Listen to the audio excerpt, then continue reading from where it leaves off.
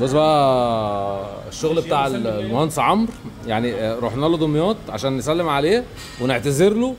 تخيل بقى يعني ايه تلاقيه عامل لك كل ده الشغل ده. طب انا الراجل ده اعمل معاه ايه؟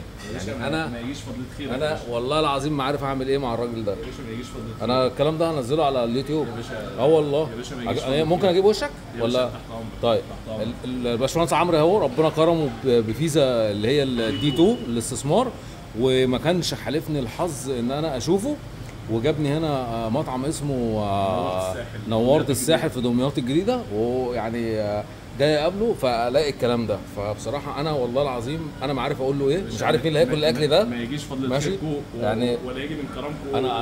انا الاول بشكرك وبعتذر لك. الراجل ده راح خد فيزا دي 2 وراح البرتغال، وما حلفيش الحظ ان انا اشوفه، وتخيلوا بيعمل معايا كده يعني. من اخلاقه طبعا وادبه انا والله بجد مش عارف اعمل ايه، مش عارف اقول له ايه. على الهوا اهو يا باشا. ماشي. انا يعني بجد والله حل واجب والله.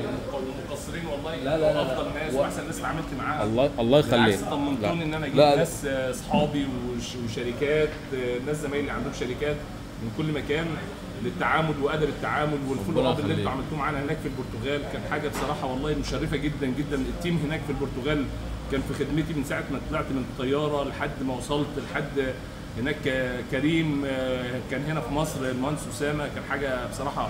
انت بتحرجنا والله العظيم. والله العظيم والله العظيم. انا الهدف من الفيديو مش عشان انت كده، الهدف ان انا يعني انا اي حد كرم المصريين واخلاقك قبل اي حاجه والله العظيم بجد. اي حد بصراحه والله ما هي دعايه ولا اي حاجه، بس اي حد عايز ياخد الخطوه دي يتوكل على الله بالكليه ويطمن تماما ان كل دولار او يورو بيدفعه في مكانه وعند ناس امينه، وما يقلقش تماما. وانا كعمرو العلامي معروف هنا في دمياط الجديده. اي حد عايز اي حاجه انا اضمن الناس دي برقبتي. ربنا الناس دي ناس محترمه جدا جدا جدا. طب انت شغال ايه في مجال ايه اللي هنا يا باشمهندس؟ يعني انا صاحب شركه الديار المصريه الخرسانه الجاهزه. وعندي هنا استثمار عقاري في دمياط الجديده، شغالين استثمار عقاري تطوير عقاري هنا في دمياط الجديده. تمام. الحمد لله امورنا طيبه. بس لا يعني برضه احنا يعني لو حد مثلا حب ان هو يتواصل معاك في مجال مثلا شغلك، انت بتخلص اللي هو يعتبر اللي هو شغل اللي هو يعتبر الحاجات اللي معموله، ولا بتاخدها من بابها ولا؟ لا احنا بناخد ارض، بنشتري ارض وبنطورها وبنبيع عيادات، محلات، مكاتب، شقق. عندنا خرسانه جاهزه، حد المقاولين عايزين خرسانات جاهزه عندنا بفضل الله.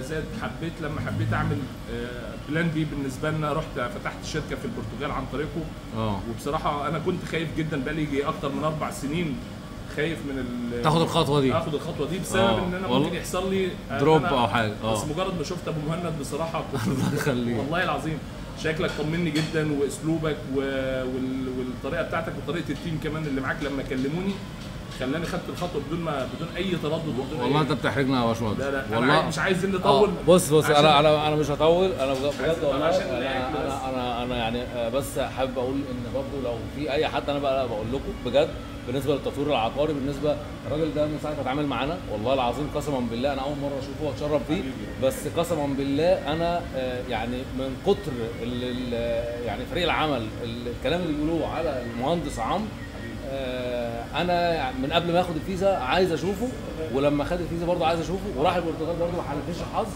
فاي حد فعلا الراجل ده هو كان بيقول عليا كلمه حلوه انا بقول عليه 100، لان فعلا والله بجد نيته بيضه وقلبه ابيض واخلاق، ويعني حاجه بجد والله. فانا اللي بشكرك مره ثانيه، بقول لك الف مبروك، والعزومه دي بقى تترد لك بقى في البرتغال، سمك البرتغال.